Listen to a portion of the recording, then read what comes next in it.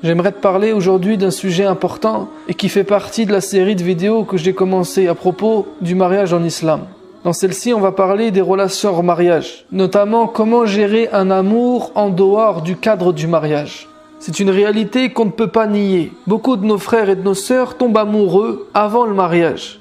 Et moi, ce que je ne veux absolument pas faire, c'est d'une part les juger en leur disant que s'ils avaient fait les choses bien, ça ne serait pas arrivé, ou encore d'aborder ce sujet de manière juridique. Est-ce que c'est halal ou est-ce que c'est haram? Je sais que la plupart des musulmans répondent ou répondront de cette manière. Moi, je trouve cette réponse hors sujet, simpliste, et c'est ce qu'il faut absolument ne pas faire.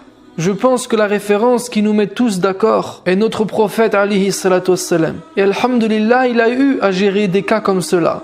L'amour entre les êtres humains est quelque chose qui a toujours existé. Ça a toujours eu lieu, pendant ou en dehors du mariage. Ça fait partie de la nature humaine, de notre fitra. Et les sahaba à Médina n'échappent pas à la règle. C'était des êtres humains comme tout le monde. Les hommes et les femmes se rencontraient, tombaient amoureux, se mariaient, avaient des enfants.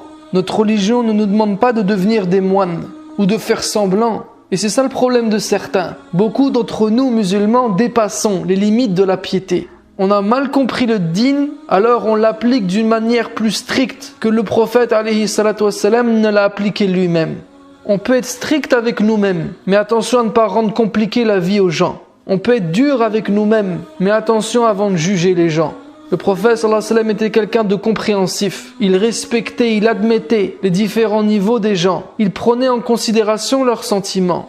Ce qu'Allah subhanahu wa ta'ala interdit formellement dans le Coran, c'est az-zina, la fornication, l'adultère, les relations sexuelles hors mariage. Cela fait partie des grands péchés, on est tous d'accord. J'ai d'ailleurs fait une vidéo à ce sujet-là. Et à moindre mesure, tous les actes qui vont mener à la fornication sont également des péchés et sont interdits. Là-dessus, on est d'accord. Dans l'islam, ça n'existe pas de sortir ensemble avant le mariage. On ne flirte pas, on ne se touche pas, on ne s'embrasse pas. Ça, c'est connu par tout le monde, mais je le précise juste pour qu'on se comprenne bien. Les relations entre hommes et femmes, garçons et filles, en dehors du mariage, doivent rester cadrées. Les intentions doivent être pures et bonnes. Et toutes nos approches et nos relations doivent respecter l'éthique de la pudeur. Mais toutes ces règles n'empêchent pas les hommes et les femmes de se rencontrer, de faire connaissance, de se rapprocher ou de tomber amoureux. Et on ne doit même pas demander à deux personnes qui s'aiment comment elles sont tombées amoureuses l'une de l'autre. Ça ne doit pas nous traverser l'esprit. Parce que, encore une fois, c'est quelque chose de naturel. C'est quelque chose d'on ne peut plus normal. On doit comprendre ça. Il faut arrêter de jouer les moines. Le prophète sallallahu alayhi wa sallam ne l'a pas seulement admis, mais il le respectait. Il faisait en sorte que les gens qui s'aimaient se mariaient. Un jour, un père de famille est venu le voir. Il lui a dit « Ya Rasulullah, ma fille a été demandée en mariage par deux personnes, un riche et un pauvre. Elle aime le pauvre, mais nous voulons qu'elle se marie avec le riche. Qu'est-ce qu'on doit faire, Ya Rasulullah ?» Et comment le prophète a répondu? Il a dit « Moi, je n'ai jamais vu une meilleure chose pour deux personnes qui s'aiment que le mariage. » Le prophète sallallahu alayhi wa sallam n'a pas jugé cet amour. Il n'est pas rentré dans le débat est-ce que c'est halal ou est-ce que c'est haram. Non, il était au-dessus de ce débat. Ce débat est bas. C'est pour les ignorants qui n'ont pas de cœur.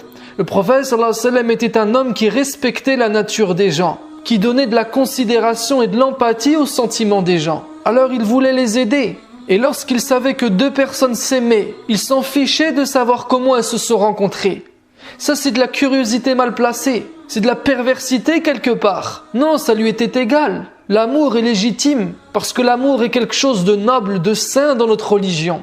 Alors qu'est-ce qu'il lui a répondu? S'ils s'aiment, laisse-les se marier.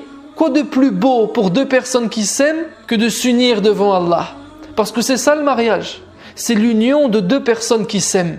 Voilà le conseil du prophète alayhi salatu wassalam. Voilà le conseil de l'islam. Si vous vous aimez, mariez-vous. Mais attention, il faut bien savoir ce que c'est réellement l'amour. Il faut comprendre sa définition pour bien différencier l'amour véritable du faux amour.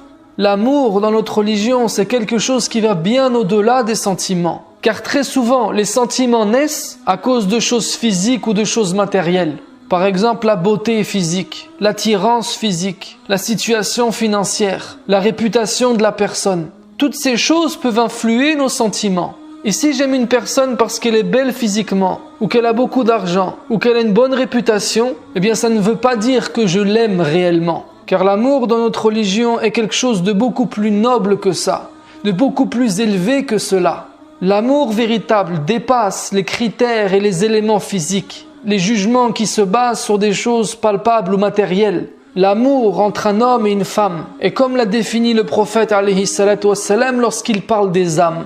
Il dit « Celles qui se reconnaissent s'aiment », c'est-à-dire s'unissent, se rapprochent l'une de l'autre. Et celles qui ne se reconnaissent pas s'éloignent, se rejettent. Le prophète sallallahu alayhi wa sallam a attribué cet amour à l'âme et non au corps. Il nous a fait comprendre que c'était une compatibilité, une union entre les éthiques des âmes. Il n'y a pas de sentiment physique là-dedans. Ça vient après ou en plus.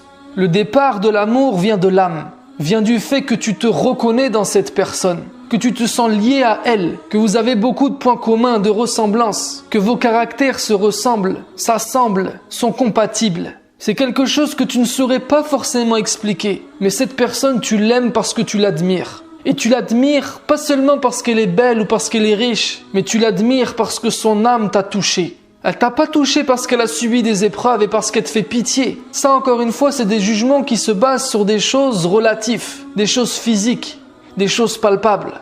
Parce que celui qui prétend être amoureux d'une femme, juste parce qu'elle est belle, le jour où il va lui arriver un pépin qui va la défigurer, est-ce qu'il va continuer à l'aimer? Non. Celui qui aime une personne parce qu'elle est riche, le jour où il va perdre son argent, est-ce qu'il va continuer à l'aimer? Non. Celle qui aime un homme parce qu'il a une bonne réputation, le jour où il va perdre son honneur ou sa célébrité, elle va le lâcher comme les gens le lâchent. Celui qui aime une personne parce qu'il lui fait pitié, parce qu'il est éprouvé, le jour où ses épreuves vont disparaître, il n'aura plus de raison de l'aimer. L'amour ne se base pas sur des facteurs extérieurs, parce que les facteurs extérieurs changent et évoluent, ne dépendent même pas de la personne elle-même.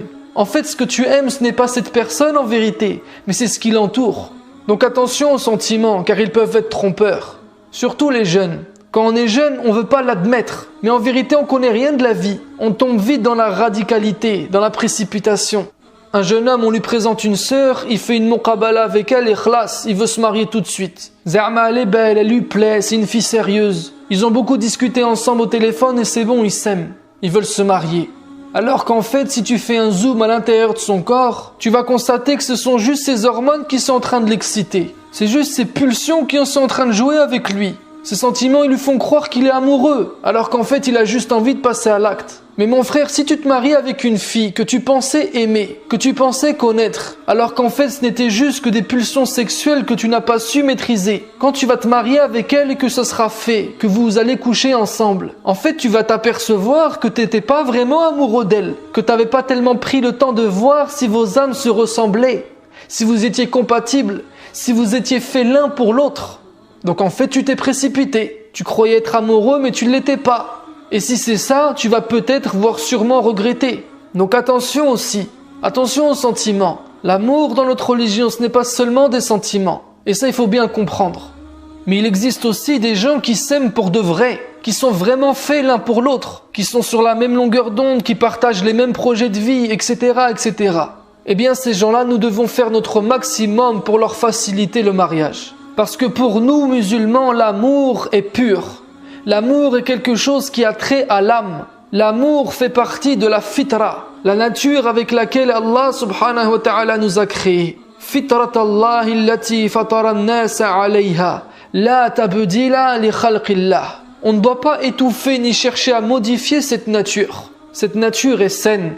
Si toi, mon frère, tu es amoureuse d'une sœur, parce que ton âme a reconnu la sienne, si toi, ma sœur, tu es amoureuse d'un frère, parce que son âme ressemble à la tienne, et que vos âmes s'aimantent l'une à l'autre, eh bien, mariez-vous. Et tous ceux qui vont écouter cette vidéo, et qui vont s'apercevoir que finalement, ce n'était pas le vrai amour qu'ils ressentaient envers l'autre, eh bien, craignez Allah et arrêtez de jouer. Patientez, maîtrisez-vous, contrôlez vos pulsions, et ne faites pas l'erreur de vous marier avec la mauvaise personne. Et souvent, ce sont les sœurs qui sont victimes de ça. Elles pensent se marier avec le prince charmant sans avoir pris le temps de scruter son âme avant. Et une fois qu'il a profité de son corps, il la jette dans la tristesse et les regrets. Et elle est déshonorée devant toute sa famille. Donc attention, ne tombe pas dans les pièges des sentiments. Et c'est ça le danger de sortir ensemble. Car si tu sors avec une fille ou avec un garçon, tu vas avoir tendance à juger ce qui n'en vaut pas la peine. Tu vas être touché par des belles paroles, tu vas être touché parce qu'il t'a invité au restaurant, tu vas être touché parce qu'il t'a emmené en balade dans sa belle voiture, tu vas être touché par ses mots doux, parce qu'il te dit que tu es belle et que personne ne te l'avait jamais dit. En fait, tu vas être touché par ses pseudo-sentiments à lui. Mais t'as pas compris que c'était pas ça l'amour. Ça, c'est pas un amour qui dure, un amour qui rend heureux. C'est un amour temporaire. Et l'amour temporaire ne donne que des mariages temporaires. Comprends pourquoi les couples sont en crise et il y a tant de divorces aujourd'hui. Parce qu'on se marie pour les mauvaises raisons. Parce qu'avant le mariage, on dépasse les limites. On abuse dans nos relations. Au lieu de chercher l'amour véritable et naturel, la compatibilité des âmes, on fait grandir et fortifier nos sentiments dans des futilités. Donc attention mes frères et sœurs, le mariage c'est pas pour les gamins. Il faut être beaucoup plus mature et éveillé que ça. Il faut qu'on apprenne à différencier le vrai amour du faux. Et il faut éduquer ceux qui ne sont pas mariés dans ce sens-là. Faut pas non plus tomber dans l'extrême, en faisant croire aux gens que l'amour il n'est forcément que après le mariage. Non, ce qui naît après le mariage, c'est la connaissance de la personne. Parce que maintenant, tu vas vivre avec elle 24 heures sur 24 sans filtre. Donc forcément, tu vas apprendre à la connaître différemment. Mais l'amour, il peut être présent avant. Il faut l'accepter, il faut le respecter. Il faut tout faire pour aider ceux qui s'aiment à se marier.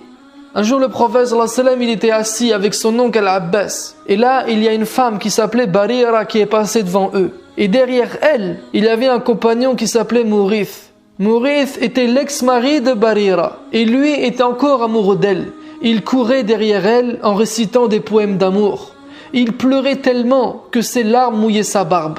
Et cette scène s'est passée devant le prophète sallallahu alayhi wa sallam. Et en voyant ça, le prophète se tourne vers son oncle Abbas et lui demande « N'es-tu pas étonné par l'amour de Mourith envers Barira ?» Et l'Abbas lui répond « Naam, son amour est étonnant, ya Rasulullah. Il l'aime tellement !» Et là, le prophète sallallahu alayhi wa sallam n'a pas pu s'empêcher de se lever et aller à la rencontre de Barira. « Ya Barira, pourquoi tu ne te remaries pas avec lui? Regarde comment il t'aime !» Et elle lui a répondu « Ya Rasulullah, est-ce que c'est un ordre ou une shafa'a, une intercession ?» Il lui a dit « Non, ce n'est pas un ordre. » Alors elle lui a dit « Non, je ne veux pas de lui. » Et ensuite il l'a laissé partir. Regarde comment le prophète sallallahu alayhi wa sallam ne juge pas. Regarde comment ces sahaba transpiraient l'humanité. Ils avaient des sentiments comme tout le monde. Et Mourith est un sahabi. Et on dit « Radiyallahu anhu ». Imagine-toi croiser un cheikh dans la rue en train de courir après sa femme, en train de pleurer, en train de lui réciter des poèmes d'amour. Comment on le jugerait nous? Comment on jugerait sa femme qui l'esquive, qui nous dit non, je veux pas me remarier avec lui? On lui dirait pas mais pourquoi? Qu'est-ce qui t'a fait? Mais attention, une femme qui divorce avec son mari pour de mauvaises raisons, elle sentira pas l'odeur du paradis. Wallahi, le prophète sallallahu alayhi wa sallam n'était pas comme ça. Il laissait les gens vivre leur vie. Il acceptait leur choix. C'était pas un espion. Il n'espionnait pas les sentiments des gens. Et les sahaba, ils ont compris la religion comme ça également. Ils regardaient pas tout ce qui se passait sous le prisme de la jurisprudence. Ça c'est halal et ça c'est haram. Non, ils pratiquaient la religion avec leur cœur, avec leur fitra, leur saine nature. Un jour, Abu Bakr, au temps de son califat, il marchait dans une ruelle de Médine. Il a entendu une jeune fille chanter un poème d'amour. Alors il est allé frapper à sa porte. Il lui a dit « Qui aimes-tu » Et elle a répondu « Au nom d'Allah, laisse-moi tranquille ». Il lui a dit « Wallahi, je ne bougerai pas tant que tu me l'as pas dit ».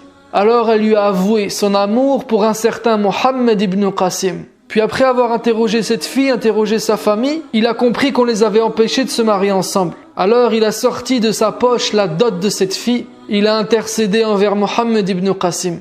Car les deux s'aimaient et les familles ont obéi parce que c'était le gouverneur. Au temps de son califat également, Ali radhiyallahu anhu a reçu dans son tribunal une tribu qui avait ligoté un jeune homme. Cette tribu lui a dit « Ya Ali, condamne-le, il a volé chez nous ». Et quand il a mené son enquête en posant des questions, il a compris qu'il n'avait pas volé de biens matériels, mais qu'il était rentré dans leur ville pour voler celle qu'il aime. Il était amoureux d'une fille et il est parti la chercher. Et là, Ali radhiyallahu anhu, il ne va pas juger ce jeune homme. Il ne va pas le condamner, mais il va voir cette affaire d'une manière différente. Il va demander au père de cette fille « Combien acceptes-tu pour que cet homme se marie avec elle ?» Il a négocié avec eux, il a intercédé pour lui, jusqu'à ce qu'il les a mariés. Subhanallah, des situations que si nous on les vivait, on pèterait un plomb. Parce qu'on grandit toujours le haram. On en fait des tonnes, alors qu'en fait on ne regarde pas les choses du bon côté. L'amour en islam, il doit être respecté. L'amour en islam, c'est noble, c'est pur, c'est quelque chose de saint, que ce soit avant ou après le mariage. C'est pour ça que le prophète sallallahu alayhi wa sallam a dit dans un hadith, celui ou celle qui aime quelqu'un et qui cache cet amour et meurt dans cet état, il meurt comme un martyr. Parfois on peut aimer quelqu'un, mais cet amour est rendu impossible. Et la plupart du temps, c'est à cause des familles. Les parents qui sont censés servir leurs enfants, leur offrir tout ce qu'il y a de meilleur dans cette vie, les empêchent de se marier avec ceux qu'ils aiment. C'est le comble. Eh bien, l'islam nous apprend que lorsque quelqu'un fait obstacle à cet amour, il faut que les musulmans se lèvent pour intercéder. Si on ne comprend pas la religion comme ça, on va propager la fitna, on va compliquer le mariage. Plutôt que de voir ça comme quelque chose de fluide et de naturel, on va en faire quelque chose de bizarre, d'arriéré, de traditionnel. Et à la finale, on va ouvrir les portes de zina. Au nom de la religion, on va provoquer tout ce qu'Allah subhanahu wa ta'ala nous a interdit. Donc s'il te plaît, ne fais pas de ce sujet un sujet juridique. Aide ceux qui s'aiment à se marier. Plutôt que de seulement leur dire de craindre Allah et de ne pas tomber dans le haram, aide-les à se rendre compte si leur amour est véritable. L'amour véritable, c'est celui qui provient de l'âme. C'est comme ce qu'a dit Abu Bakr au prophète lorsque celui-ci était en train de boire. Il a dit « Ya Rasulallah, c'est toi qui bois, mais c'est moi qui n'ai plus soif. » C'est ça l'amour. C'est comme ce couple qui marchait et l'un est tombé dans l'eau et l'autre a sauté pour le sauver bien qu'il ne savait pas nager. Alors celui qui était tombé le premier dit à l'autre « Moi, c'est mon destin qui m'a fait tomber. Mais pourquoi toi tu as sauté dans l'eau ?» Alors il lui a répondu « J'ai oublié mon existence dans la tienne parce que je ne forme plus qu'un avec toi. » C'est ça l'amour. C'est pas quelque chose qui s'explique. Ce n'est pas quelque chose qu'on peut maîtriser.